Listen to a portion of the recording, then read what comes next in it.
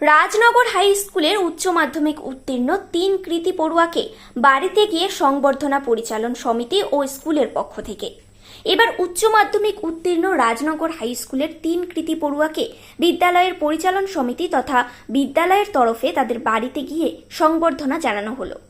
Rajnagar high school থেকে উচ্চ মাধ্যমিক উত্তীর্ণ খাসবাজারের শুভম পাল, গাংমুড়ির তনুশ্রী চক্রবর্তী এবং শাহাবাদ গ্রামের সুনা বাউরিকে এদিন তারা সংবর্ধনা জ্ঞাপন করেন। উত্তরীয় পরিয়ে হাতে পুষ্পস্তবক, উপহার, মিষ্টির প্যাকেট, চকোলেট প্রভৃতি তুলে দেওয়া হয় রাজনগর হাই স্কুল তথা পরিচালন সমিতির পক্ষ থেকে। হাজির ছিলেন রাজনগর হাই স্কুলের ভারপ্রাপ্ত প্রধান শিক্ষক কৌশিক দত্ত, শিক্ষক কৌশিক পাল, সুপ্রিয় রাউত, শিক্ষিকা মোনালিসা ধারা মণ্ডল, অঙ্কিতা সাহা, পরিচালন সমিতির প্রতিনিধিরূপে ছাত্র দরদি ও শিক্ষাপ্রেমী আদিত্য সাহা, মোহাম্মদ শরীফ প্রমুখ। এমন উদ্যোগের প্রশংসা করেন স্থানীয় অভিভাবক, শিক্ষাপ্রেমী ও শুভবুদ্ধিসম্পন্ন মানুষজনেরা। বিদ্যালয় কর্তৃপক্ষকে ধন্যবাদ জানান তারা। বিদ্যালয় সূত্রে জানা যায়, ওই কৃতী পড়ুয়ারা এবার উচ্চ মাধ্যমিক পরীক্ষায় নজর কাড়া ফল করে বিদ্যালয় ও এলাকার নাম উজ্জ্বল করেছে। তাই বিদ্যালয়ের তরফে এইরূপ উদ্যোগ।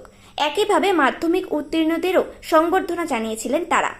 বীরভূমের রাজনগর থেকে মোহাম্মদ সফিউল আলমের রিপোর্ট, নিউজ প্রাইম টাইমস। আমার জীবনে গুরু হিসেবে এখনো মেনে চলি, তিনি আমাদের বাড়ি এসেছিলেন।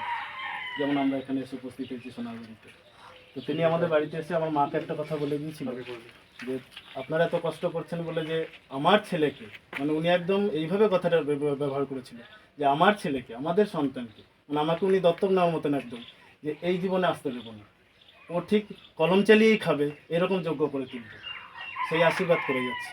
এই কথা বলার পরে তো আমি আজকে দেখতেই পাচ্ছেন আপনাদের সামনে দাঁড়িয়ে আছি তার আশীর্বাদে। তা আমরাও সোনাকে যতটুকু আমাদের সামর্থ্য, আশীর্বাদের জানি না কতটা ঈশ্বর গ্রহণ করবেন, তো সেই আশীর্বাদ করে যাই সবাই মিলে স্কুলের পক্ষ থেকে, পরিচালন সমিতির পক্ষ থেকে, যে সোনার জীবনে অনেক উন্নতি করুক। আর সোনার পড়াশোনার জন্য যাবতীয় যদি কোনো সমস্যা হয়, যে কোনো বিষয়ে একদম যেন নির্দ্বিধায় আমাদের জানায়।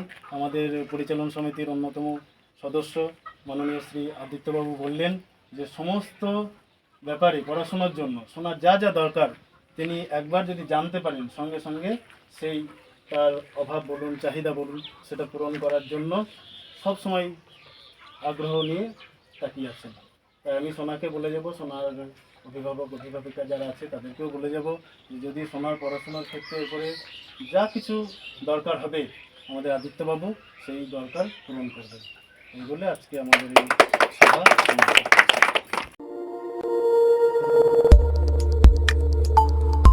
দেখতে থাকুন নিউজ প্রাইম টাইমস, আপনাদের সাথে, আপনাদের পাশে।